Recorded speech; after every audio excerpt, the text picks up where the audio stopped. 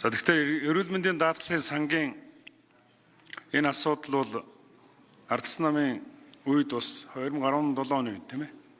Гэхдээ 14 оны үед энэ хууль гараад нэлээд зөв зүйтэй болсон.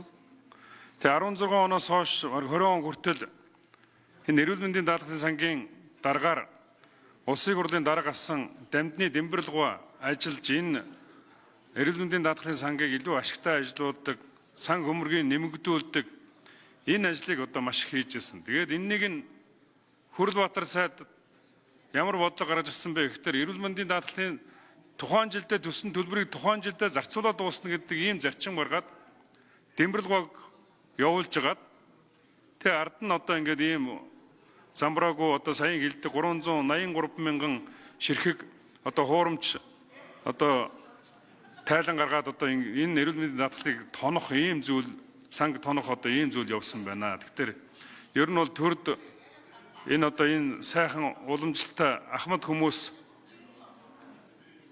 энэ төрийн одоо сан хөрөнгийг илүү нэмэгдүүлэх талаар илүү сайн ажилтдаг юм байна гэдэг нь Дэмбэрэл даргаас илүү харагдсан. Одоо тэгээ сүүлийн үеийн тэр энэ эрүүл мэндийн даатгалын сангийн захирлууч нь бүгдээрээ зөвхөн ерөөсөө хэн гишүүн ямар сайд үг гэлнүү тэрнийхэн дагуу одоо янз янзын замбраагүй зардал гаргасаар байгаа ийм л байдалд оруулж байгаа гэдгийг хэлье.